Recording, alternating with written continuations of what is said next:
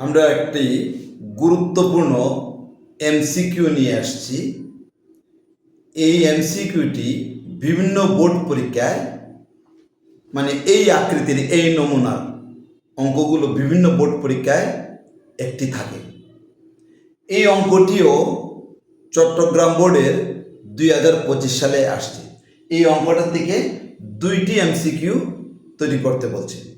তাহলে এই অঙ্কটি যদি বুঝো, দুইটা অঙ্ক তুমি 2 সেকেন্ডে দিতে পারবে।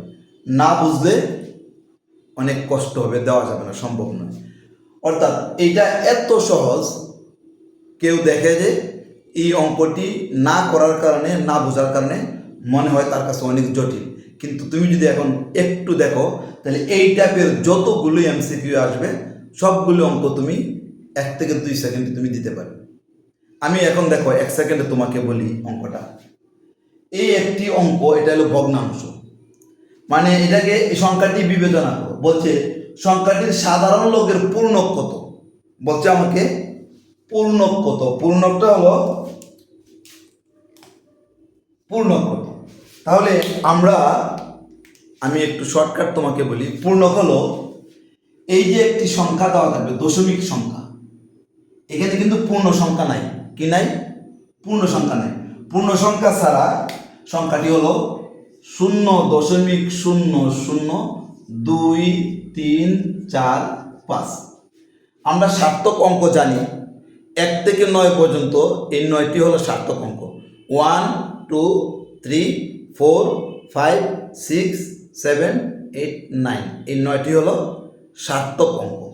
তাহলে এই নিয়মের বা এই টাইপের যদি কোনো অঙ্ক থাকে, এদিকে পূর্ণ সংখ্যা নাই, দশমিক আছে, তুমি দেখবা দশমিক থেকে পূর্ণ সংখ্যা পর্যন্ত, দশমিক থেকে পূর্ণ সংখ্যা পর্যন্ত, অর্থাৎ সার্থক অঙ্ক পর্যন্ত।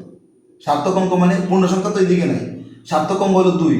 দশমিক থেকে সার্থক অঙ্কের মধ্যে কয়টি শূন্য আছে?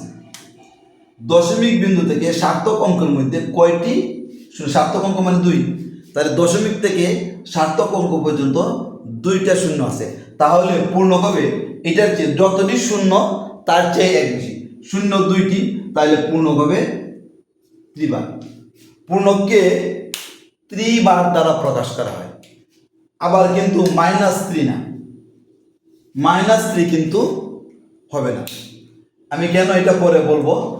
এখন তোমাকে আমি একটু বললাম, যদি যতটা শূন্য আছে তার চেয়ে 1 বেশি এবং তার উপরে বার চিহ্ন দেবে, এটাকে বলা বার। ত্রিবার, এটাকে বলা হয় ত্রিবার। ত্রিবার উপরে একটা দাগ, এটাকে বলা হয় ত্রিবার। অর্থাৎ তুমি যতটা শূন্য তার চেয়ে 1 বেশি। শূন্য যদি মনে করো 3টা হয়, আমি লিখলাম 0.000234 তাহলে তুমি এখন খুব তাড়াতাড়ি পূর্ণ বলতে পারবা। দশমিক বিন্দু থেকে সার্থক অঙ্কের মধ্যে কয়টি শূন্য আছে? 3টি শূন্য আছে। তাহলে এটার পূর্ণ হবে 4 বার। দেখো বলে ফেলছি। কয় সেকেন্ড লাগছে? 1 সেকেন্ডও লাগে না। দশমিক থেকে 2 হইল সার্থক অঙ্ক। দশমিক থেকে সার্থক অঙ্কের মধ্যখানে যতগুলো শূন্য আছে তার চেয়ে 1 বেশি হবে পূর্ণক। দেখো শূন্য কয়টা? 3টা। পূর্ণক হচ্ছে 4 বার। শূন্য কয়টা? 2টা। তাহলে পূর্ণক হলো ত্রিবার। পূর্ণক হলো ত্রিবার। দশমিক আর সার্থক অঙ্কের মধ্যে শূন্য 2টা, তাহলে পূর্ণক হবে সবসময় 1 বেশি। 2টা শূন্য, 2টা শূন্য, তাহলে 1 বেশি হলে 1 যোগ, তাহলে 2 + 1 মানে 3। দশমিক থেকে সার্থক অঙ্ক পর্যন্ত শূন্য কয়টা? 2টা, তাহলে পূর্ণক হবে 2টা কেন, দশমিক বিন্দু থেকে সার্থক অঙ্ক পর্যন্ত মানে 2 পর্যন্ত শূন্য হলো কয়টা? এখানে 3টা, তাহলে এটার পূর্ণক হবে 1 বেশি। 3-এর সাথে 1 যোগ করো, 1 বেশি 4, তাহলে 4 বার। তাহলে দেখো তুমি এরকম, যদি 3টা থাকে 4 বার, 4টা থাকলে 5 বার, 5টা থাকলে 6 বার, 2টা থাকলে 3 বার, 1টা থাকলে 2 বার। তাহলে তুমি এখন যদি এই টাইপের কোনো অঙ্ক থাকে পরীক্ষায়, তাহলে তুমি 1 সেকেন্ড উত্তর করতে হবে। সাধারণ সংখ্যাটি সাধারণ লবের পূর্ণক হলো দশমিক বিন্দু থেকে সার্থক অঙ্ক পর্যন্ত যতগুলো শূন্য থাকে তার চেয়ে 1 বেশি হবে পূর্ণ। যতটা শূন্য থাকবে, 2টা শূন্য থাকলে পূর্ণক হবে ত্রিবার, 3টা শূন্য থাকলে পূর্ণক হবে 4 বার। এখন আমি এটা বুঝি, এটার একটা সূত্র আছে, পূর্ণক নির্ণয় সূত্র আছে। যেমন মনে করো k প্লাস 1, এটা হলো এটা সূত্র। এই রকম সংখ্যা থাকে মাইনাস কে মানে কোনটা, কে কি মানে দশমিক বিন্দু থেকে সার্থক অঙ্কের মধ্যখানে যতগুলো শূন্য থাকে এই শূন্যগুলোকে কে দ্বারা প্রকাশ করা হয়। তাহলে শূন্য কয়টা, এখানে দুইটা শূন্য কয়টা, দুইটা। তাহলে আমরা লিখবো 2 এই কে, কে মানে কতটি শূন্য এটা প্রকাশ করছে, কে মানে কতটি শূন্য, দুইটা শূন্য, তাহলে কে এর জায়গায় আমরা 2 বসালাম, প্লাস 1 মাইনাস 3। এখন আমরা -3 কিন্তু লগের পূর্ণক লিখতে পারবো না, -3 লগের পূর্ণক লেখা হয় না, এটা কাটা। পূর্ণক লেখা হয় 3 বার। কেন লেখা হয় 3 বার? যদি -3 লেখা হয়, মানে যদি এটা -3 লেখা হয়, তাহলে অংশক সহ